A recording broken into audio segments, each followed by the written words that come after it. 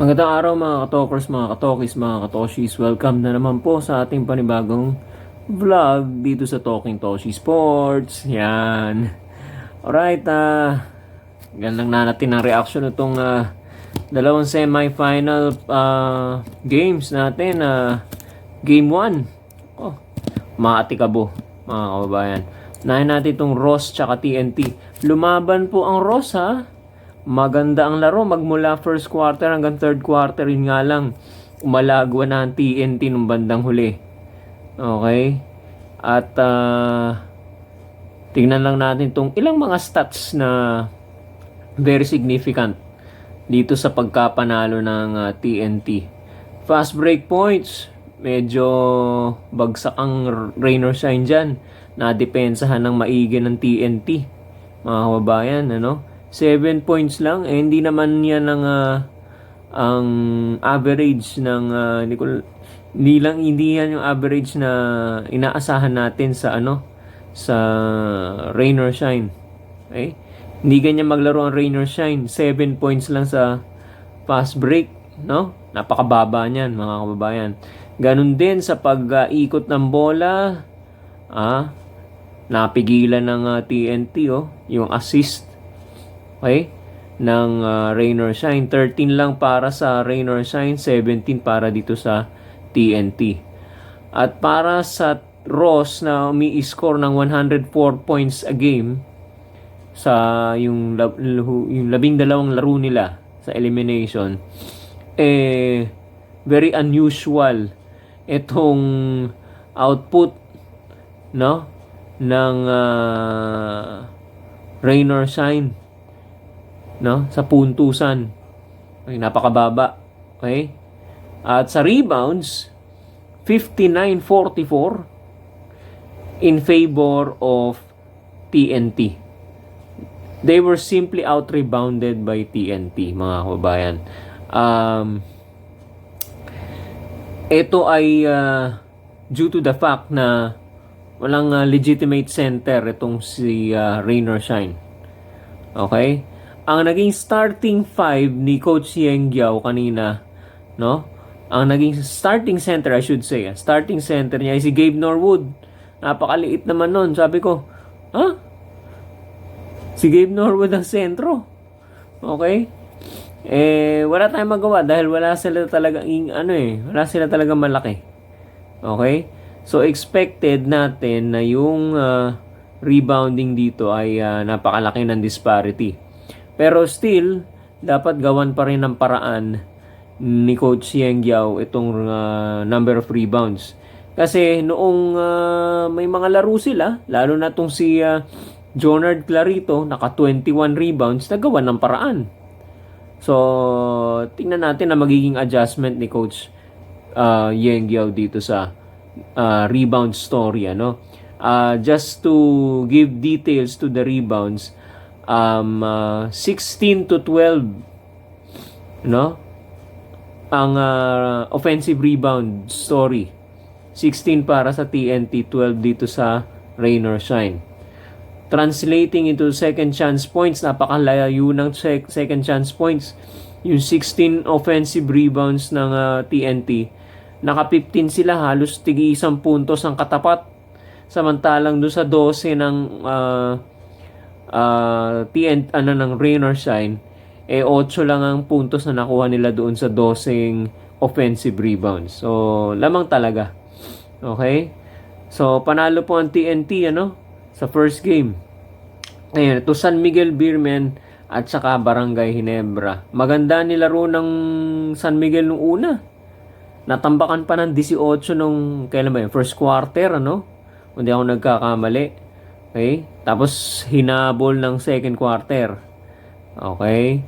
May lamang yata ng 6 ang San Miguel after 2 quarters sa halftime, Okay. At doon na nagsimula yung run. Third quarter run, sinimulan ng medyo binubuntutan na. Sinimulan na ng Ginebra na buntutan ang baranggang San Miguel Beermen. Okay? Nasa lumalamang-lamang ng isa, dalawa, ganon, tatlo. Okay? Until such time na nung fourth quarter na ungusan na nila. Okay? Via a 3-point shot by Stephen Holt. What a time for it to happen or to come. Yung tres niya. Bakit? Stephen Holt was struggling, no, sa larong ito. Medyo na-check ng ng scouting report ng San Miguel, no? Kasi nung mga nakaraang laro ay ang taas ng puntos nitong si Stephen Holt, medyo na-shutdown siya ngayon. Okay? Kaya medyo nahirapan din ang Ginebra. Pero nagawa ng Ginebra ng paraan nung bandang huli, lumamang sila. Okay?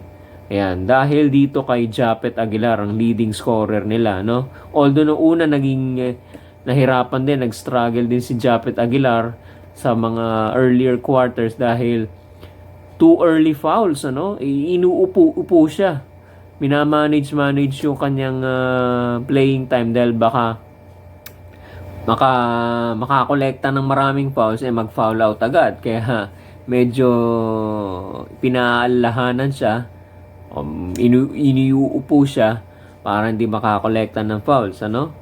Ayun. So, nagawa naman nila ng paraan, nakahabol sila. Okay? At sinamantala nila, mga kababayan, medyo na-injured to si Junmar Fajardo. Okay? Katunayan na talagang umiikot ang offensa nila dito kay Junmar Fajardo. Okay? Nung tuwing ipinapasok si Junmar Fajardo, lumalayo yung score. Pero pagka inilalabas, ipinapahinga, lumalapit. Ang ipinapasok si Brondial at saka itong si Moutaw Tua. Okay? So, malaki talaga ang epekto. Pagka ipinapasok mo, inilalabas mo si Junmar Fajardo. Okay? At since medyo may naramdaman siya dito sa kanyang binti, itong si Junmar Fajardo, hirap siya dun sa pagtalon, sa pagtakbo, niinda niya. Okay? Paano ka nga ba, pagka may niinda kang ganun, mga kababayan, tapos dinipensahan ka pa ng matindi, dinodoble-doble ka pa, binubunggu-bunggu ka pa, mahirap ka maka-score. Okay? Medyo out of balance ka. Okay? Yan. So, yun ang nangyari. Sinamantala ng Barangay Ginebra yung pagkaka-injured itong si Junmar Fajardo. Okay? Merong mga tira si Junmar sa malapitan, hindi na ipapasok. Okay? Halo-halo na yan. Kaya nga sabi ko sa inyo, pag dinipensahan mo si Junmar, ganun ang kondisyon niya. Kayo man, mahihirapan maka-score kahit malapitan. Okay? Assist-wise, maraming assist ang Ginebra, 24-13. Okay? At perimeter points yung una, no? Maganda sana nga ang laro maganda ang laro ng San Miguel. 38-24. Okay? Kaya lang, nabura yan nung bandang fourth quarter. Okay? At ang turnovers, dinipensahan na maigi ng Ginebra, no? They were able to force San Miguel to commit 15 turnovers as against 11 lang sa kanila. Okay? So, possession-wise, mas maraming nakuha ang Barangay Ginebra through their defense. Okay? At pag alam naman natin, pagka may possession, nasa iyo ang possession, nasa iyo yung bola, taas ang chance mo maka-score. At yun na nga, naka-score itong si Stephen Holt via a 3-point shot. Dire-diretso na yon hanggang sa mag free throw game sa yung mga last seconds ng laro. Talagang hinabol pa ng San Miguel, baka sakali, no? Okay, kaya lang minintis na ni Stephen Holt yung free throw niya, yung second free throw niya, para hindi na makatawag ng timeout yung si Coach Leo. Kasi pag pumasok yon, tatawag ng timeout si Coach Leo, baka makasilat pa ang San Miguel. Kaya minintis na lang niya.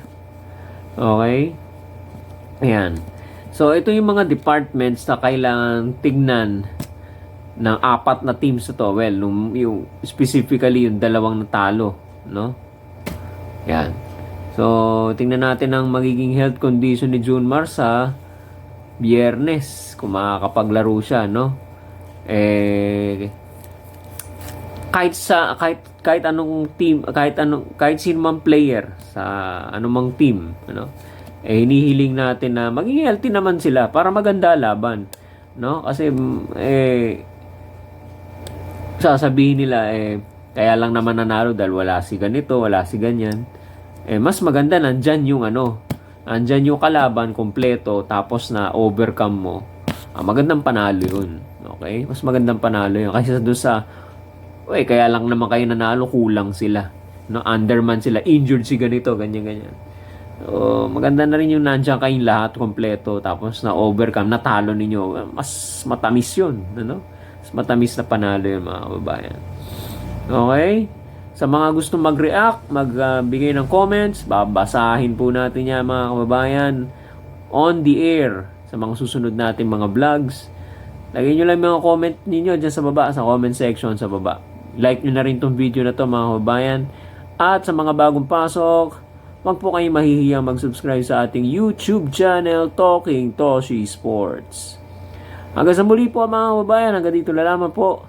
Magandang araw, magandang tanghali, magandang gabi sa inyo lahat.